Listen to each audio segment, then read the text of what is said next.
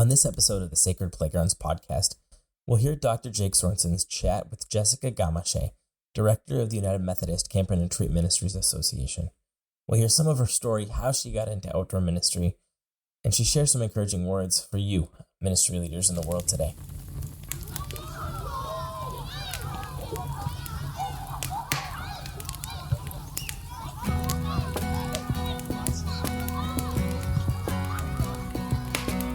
Welcome to the Sacred Playgrounds podcast, where we dive deeply into theology, research, and practical wisdom for camps, retreat centers, and other key ministry spaces. I'm your host, Jared Rendell, camp enthusiast and part of the Sacred Playgrounds team. This podcast features Dr. Jake Sorensen, a scholar and practitioner who's helping us all think more deeply about outdoor ministries. Wander with us what God might have in store at your Sacred Playground.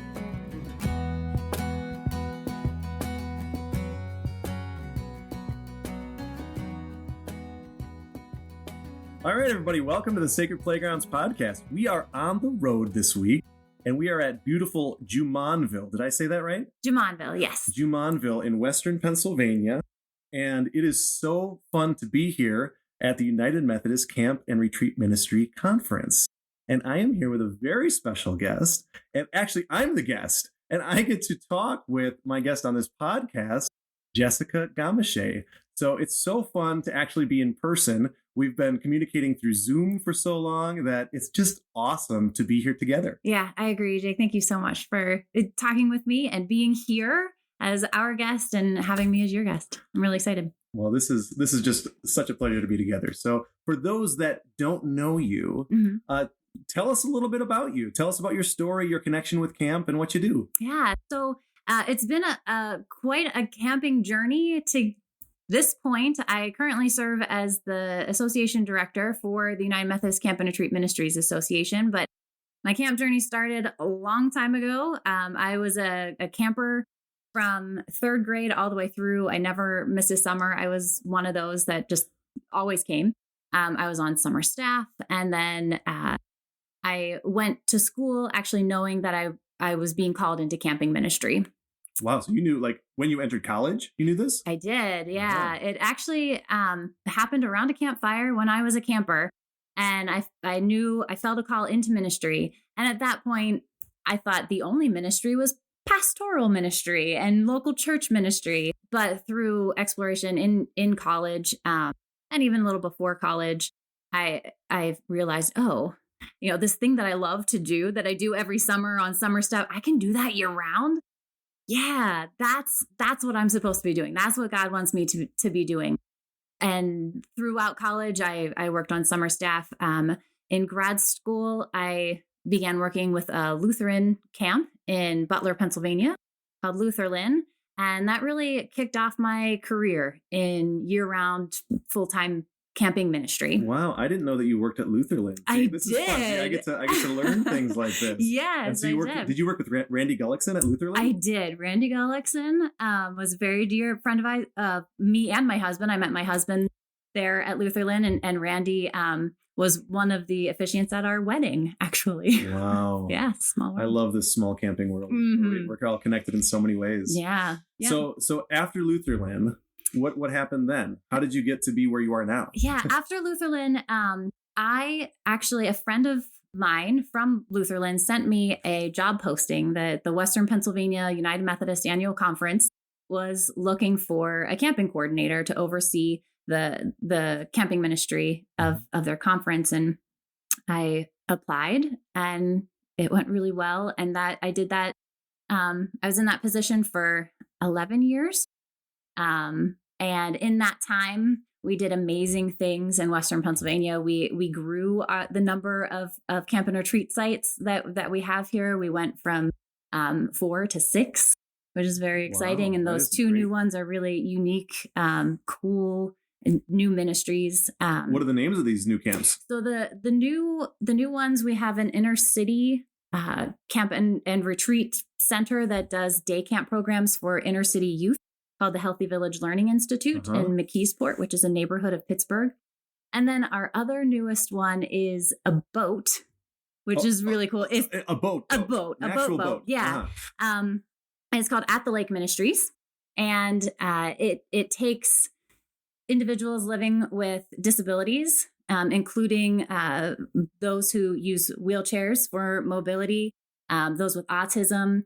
They take them on charter fishing trips, and the entire boat is designed around accommodating and making it easy for individuals living with disabilities to go fishing and be in nature and find God and find, relationship with one another. And the counselors and that sort of thing. This is so cool. And is that on Lake Erie, or where is it? that? It is. It's on Lake Erie. Okay. Yep. Mm-hmm. Wow. What a cool ministry. Fun. Yeah.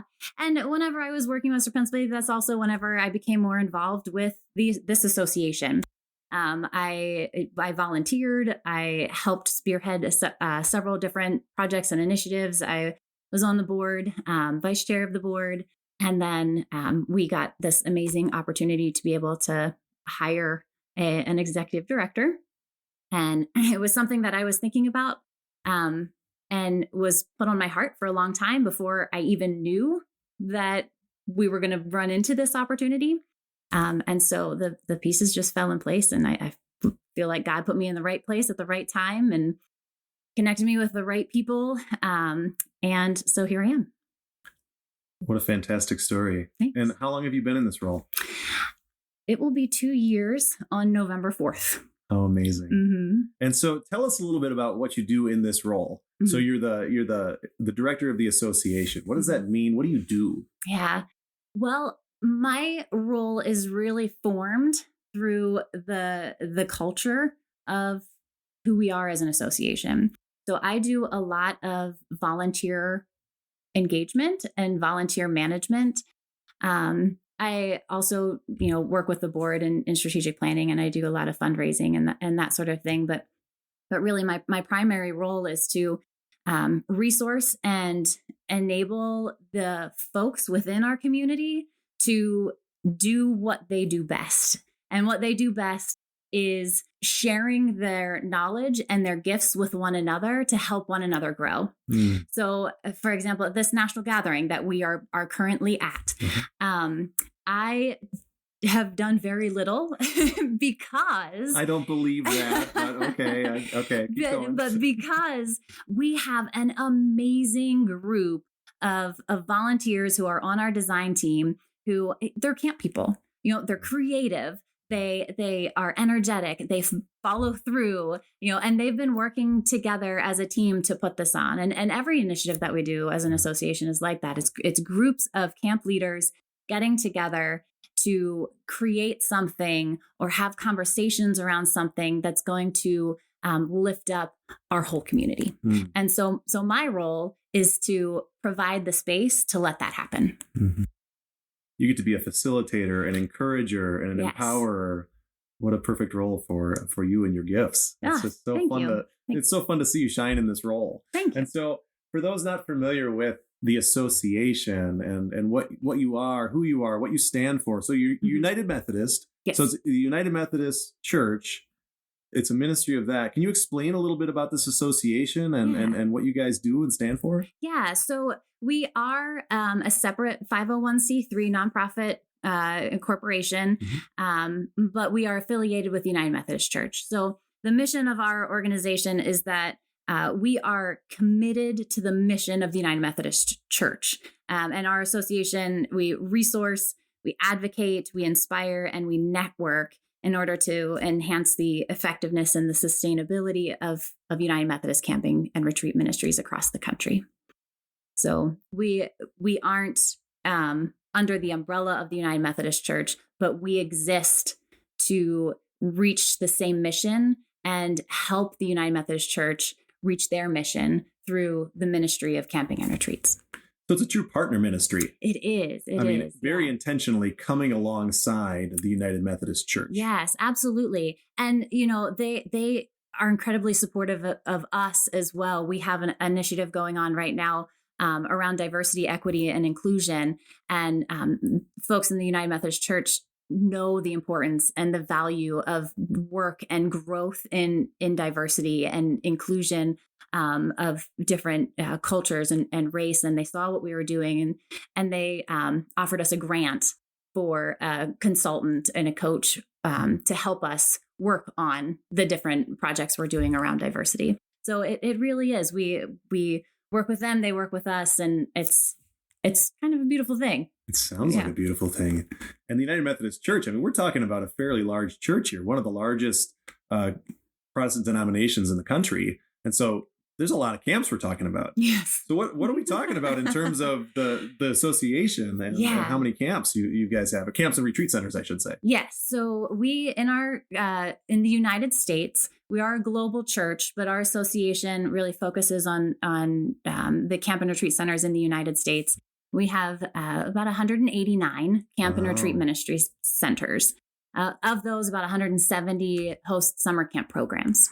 So the majority are summer camp sites. Yes. Yeah. Do most of them do other ministries as well? Yes. So a lot of those overlap. They do summer camp in the summer, and then the rest of the year they focus on their retreat ministries. Right. Very robust ministries. Yes. So strong focus on summer camp, but also a very healthy focus on retreats and conferences. Yeah. And I mean, this conference center that we're at right now is beautiful, and they can really accommodate a lot of people here.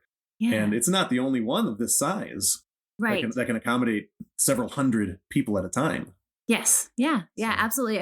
And that's one of the really unique things about what we can do as a ministry, because as an association, we have folks that are leaders who are the only staff person at their site, and they host 2 weeks of summer camp in the summer and a smattering of retreats, the rest of the season. And then we have, enormous ministries that, have conference centers and camp, cabins, and they do the whole gamut and host hundreds of people, in one event.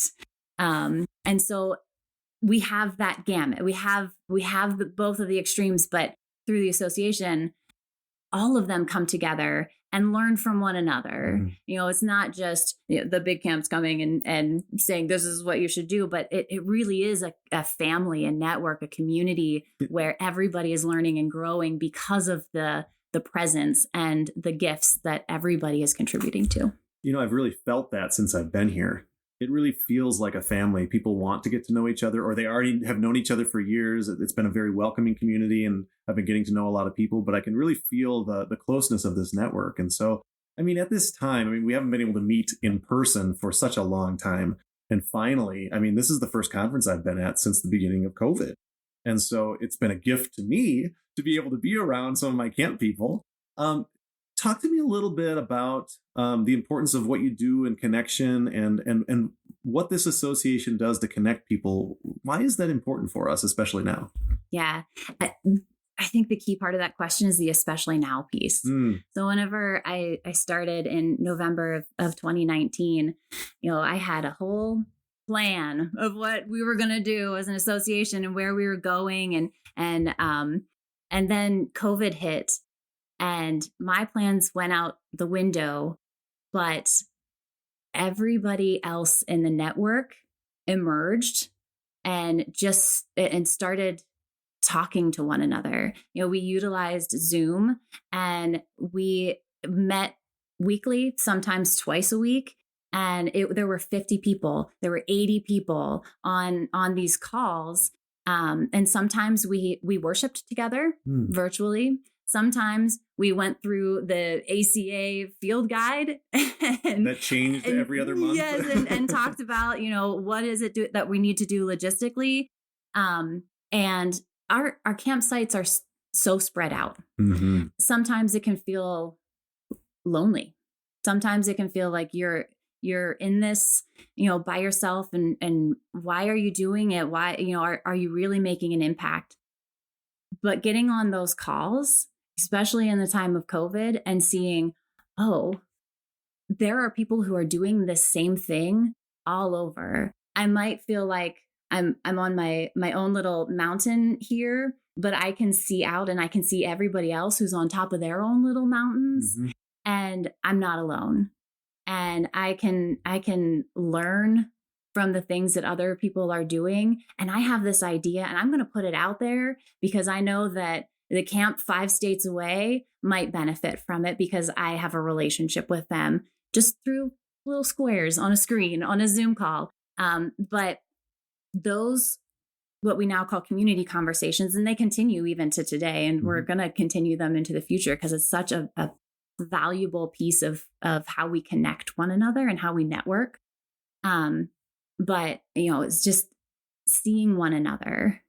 It really puts meaning to the ministry that you're doing because you know that you're part of something bigger.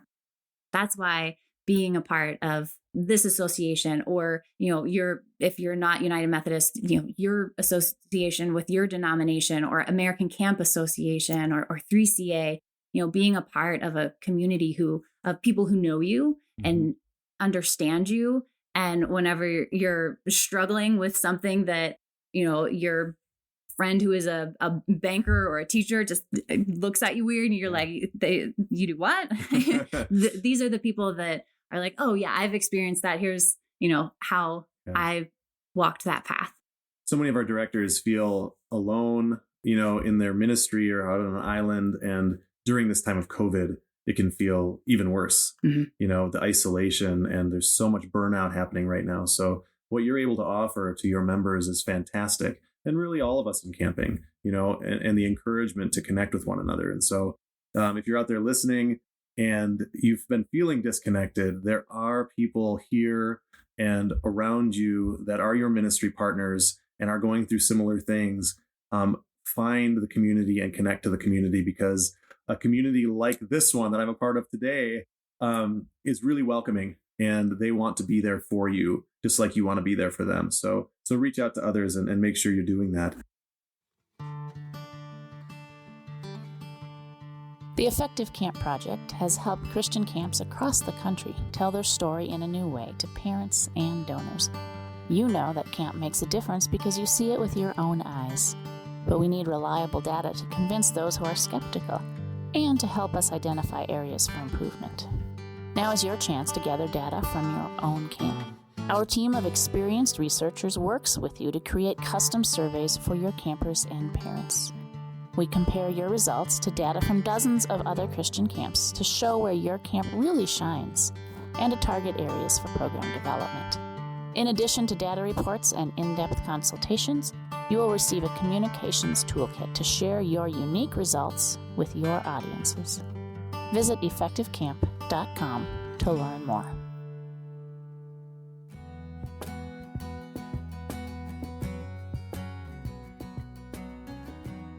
Jessica, it strikes me as we've just been talking through some of these things that you do, that you take a lot of joy in what you do and what you get to do. Yeah. So this might be a difficult question. I don't know, but what is the biggest joy of your job? Like, what do you enjoy most about your role, what you do?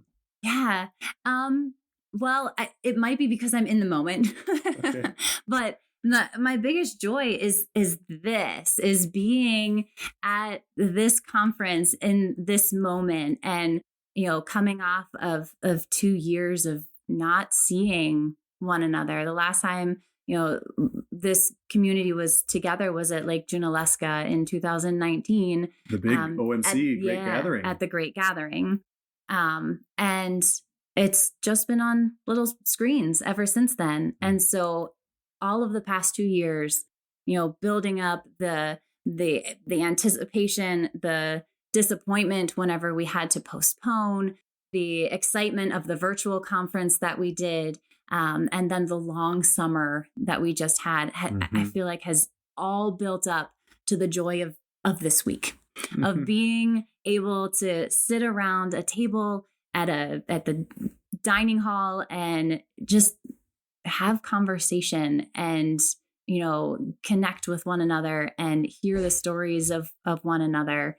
That's my biggest joy. And I was scrolling through Facebook. We had the afternoon off, and I was scrolling through Facebook, and Megan Weston is one of our participants here this week, and she brought her son Milo, who is adorable.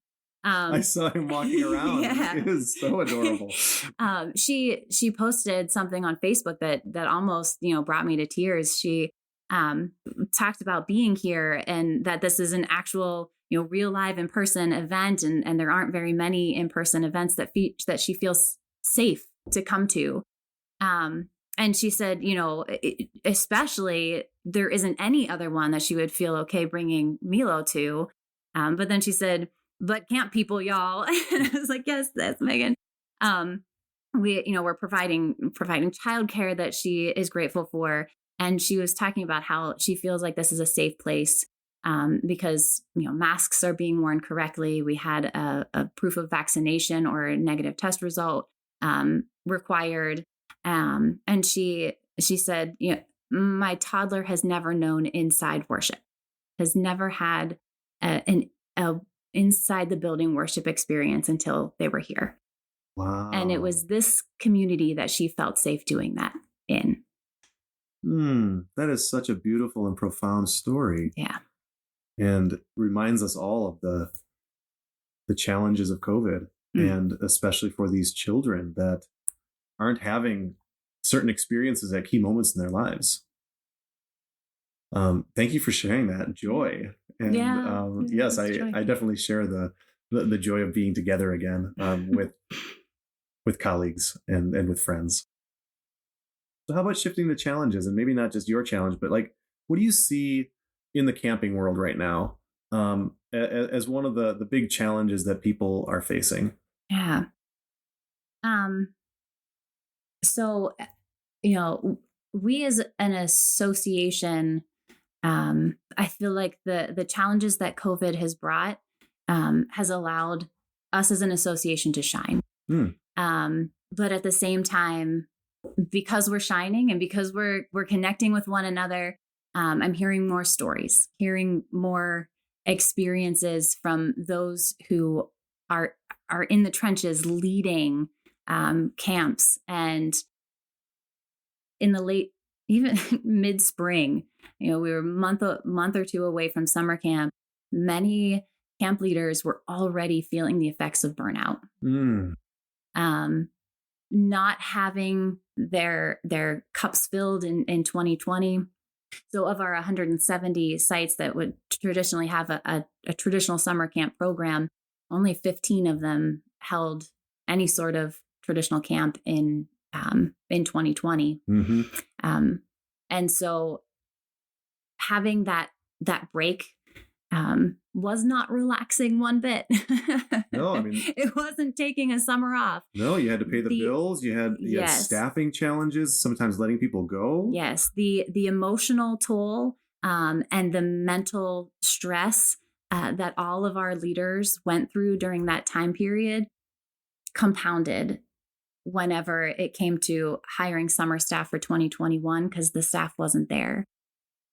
It was hard to get to job fairs, and virtual job fairs weren't as effective as in-person job fairs. And the folks that you did connect with that did apply, a lot of them would drop out or just ghost you. And it was just getting to summer, was hard. So going through the COVID summer was hard. Ending the year last year, thinking about, fundraising and budgets and the uncertainty of what 2021 was going to bring was hard. And then leading up to summer and all of the still uncertainty and, are we going to have to require vaccinations? What does that mean? What does testing mean? And how do we host young people safely? Because that's one of our main focus. We want to create this experience, but do it in a safe environment. How do we host people safely while at the same time, struggling to get staff? And it just all built up to a place of burnout even before summer camp hit. And hearing camp directors talk with one another and confide in one another and being a part of those conversations was humbling. And I am glad that I was a part of it, but it was also heartbreaking watching my friends, my family, the UMCR community family go through such a hard time. Hosting campers was fantastic. Once you got through the check-in process, and the line of cars with the drop off and getting through the change. Campers brought joy back, but a lot of our leaders are still facing burnout, and that's the biggest challenge. That's the biggest challenge is keeping our energy levels and our cups filled so that we can pour out onto those that come, who are coming to our sites to seek God and seek rest. And so you're worried about your people. Our people are amazing. Yeah. They're resilient. Yes. And they're facing real challenges right now. Yes. Yeah. I'm not worried about our people in thinking that they can't do it, because they are doing it and they're doing amazing, and seeing how God is working in them and through them is amazing. But my heart breaks seeing what they have to go through in order to continue this ministry that they love. And that they will, because it's what they're called to do. And we know, and I know that God will provide and give them the strength. But just seeing the struggle, my heart breaks, because I'm a mom. I want to wrap bandages, and I want to fix it all. But I can't. Yeah. And our association can, because our association is the people. Mm-hmm. Our association is the leaders, and by lifting one another up, that is what's going to heal the wounds. So friends, partners in ministry that are listening, some of you are camp directors and some of you are pastors or other ministry leaders. Remember to be there for one another. I know everybody's struggling in their own ways, but remember your camp directors and your camp professionals. Just a phone call, a note of appreciation, something like that, to let them know that they're appreciated and that they're an important partner in ministry, can really make a world of difference to somebody's day. And, when we're facing burnout, to somebody's career. So make sure that we're being there for one another during these challenging times. Thanks for sharing that, Jessica. Some of the folks that are listening are camping professionals, and some of them are in your association, and a lot of them aren't. And so what is something that you would like to be able to share with the camping professionals that are listening right now? What's something you just like to say to them?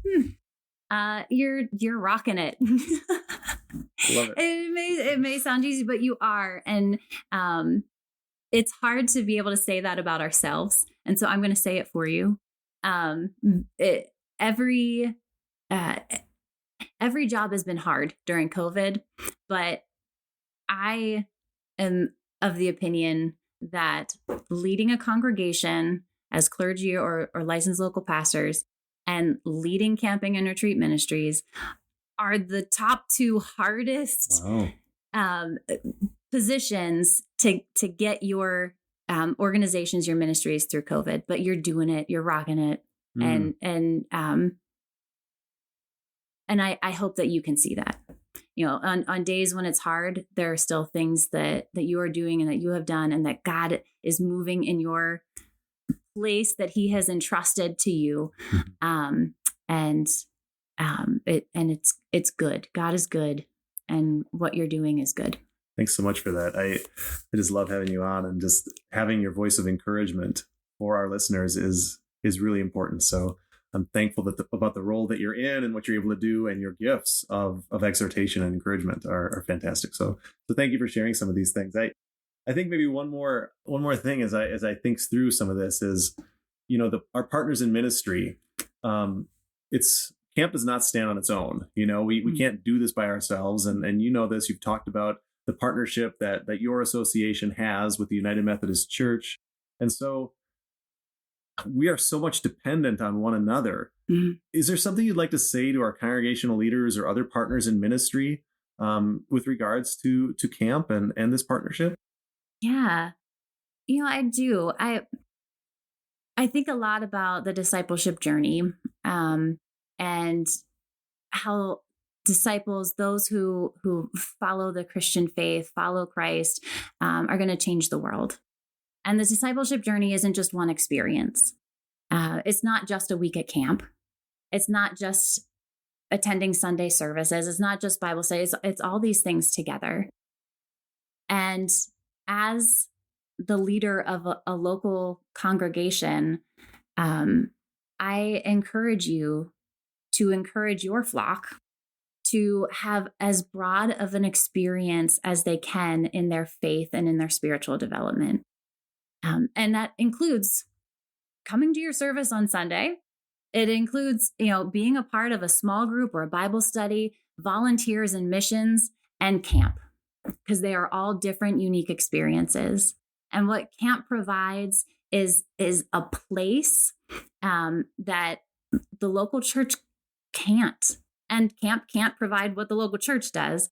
But what camp does is they create a space of what I call sacred dislocation, right? It's a holy space where someone comes and they are separate from the rest of society, and they're in a place where they can really focus in on where God is calling them and what the next step in their faith journey is, no matter where they are in their faith journey, what the next step is, without distractions of their phone, without distractions of YouTube, of commercials, of the expectations of their parents, without the distractions of the expectations of their peers, but in a new space where it's quiet and they can focus in on listening for God's voice and being surrounded by Christian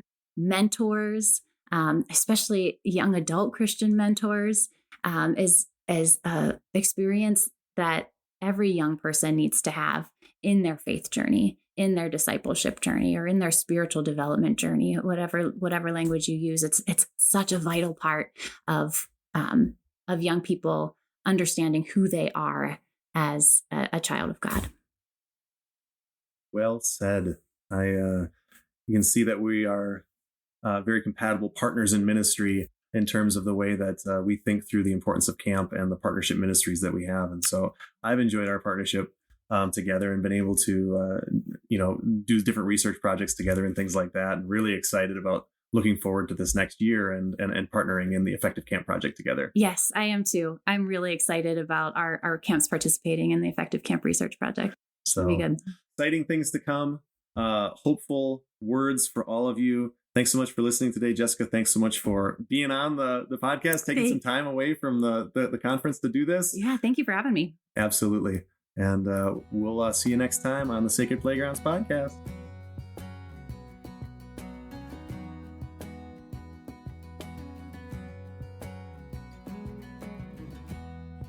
Thanks for listening to the Sacred Playgrounds podcast. This episode was produced by me, Jared Rendell, and featured Dr. Jake Sorensen, lead researcher and founder at Sacred Playgrounds, LLC.